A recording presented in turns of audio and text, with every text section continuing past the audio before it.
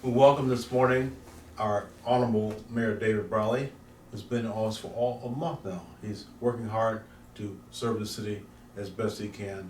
In the minute of time he's got before he's up for re-election, just like that. Just like So that. welcome, Mr. Mayor. How are you doing? I'm doing great. It's good to be here this morning. What's it like being in office the first 4 months? It's been a big shift for me personally, but I've told a lot of people it's an honor and a privilege to be in the role, and one of the few places left in American government, mayor of a city where you can make a big difference for people in their lives, their everyday lives, and so I try to focus on that every day and just go in and say, what little bit can I do today to make this city a better place and give more people a chance to succeed and make sure we're headed in a good direction.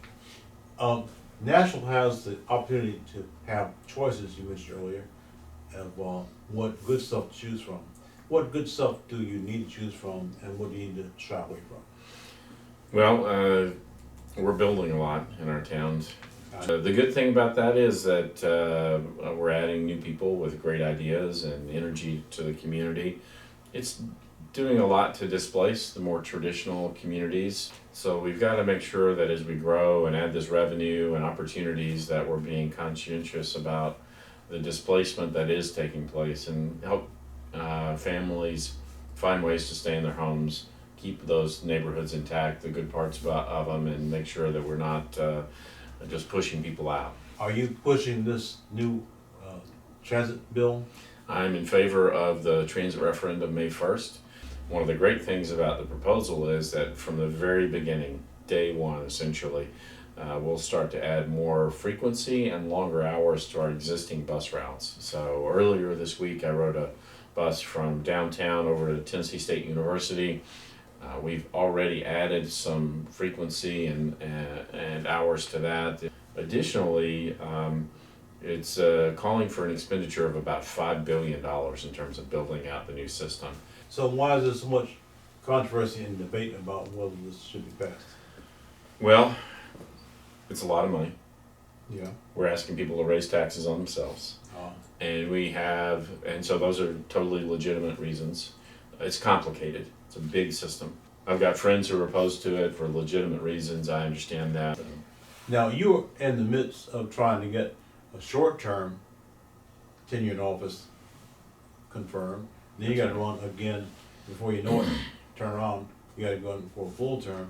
What's this doing to you inside in terms of trying to manage the place and run for re-election over and over again?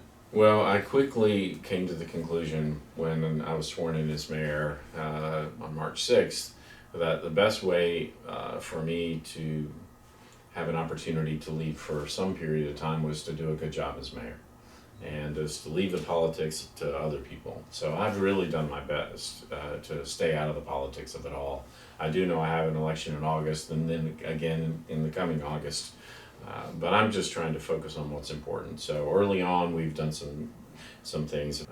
We'd had a big fight about a historic park and whether or not it was going to get developed. So within the first week, we announced that we were going to preserve that park and make sure that we did some things specifically there to honor and remember the slaves who died there in the construction of Fort Negley, a Civil War era fort, and then where they mined it. Now, not to avoid history, but historically, how are you going to stack up over your grandfather? So he grew up in a different era. And so I've had the advantage of having a little bit different perspective on what it means to live in this community as I've grown up here. I don't know, it'll be up to somebody else to decide at some later point how we stack up together, but I try and focus on what I see as clearly his strengths and try and sort of follow up and build on those. If you could TikTok three things, the key things that are facing the city in the next 5 years, what would be in your top TikTok list?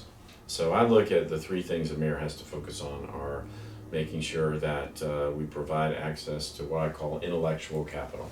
The second thing is that we have to make sure that people have access to financial capital, because in our country, in our world, you got to have some access to financial capital. If it means that you're doing a startup, can you get a loan? It means if you want to buy a house, can you afford it?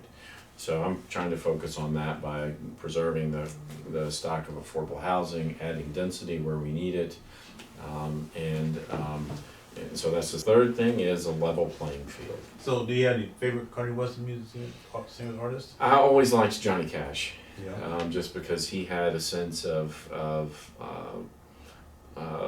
reality to him, sort of a roughness to what he sang about. I've always liked him. Thank you, Mr. Mayor, and thank you very much for joining us for Tennessee Trends. Take care.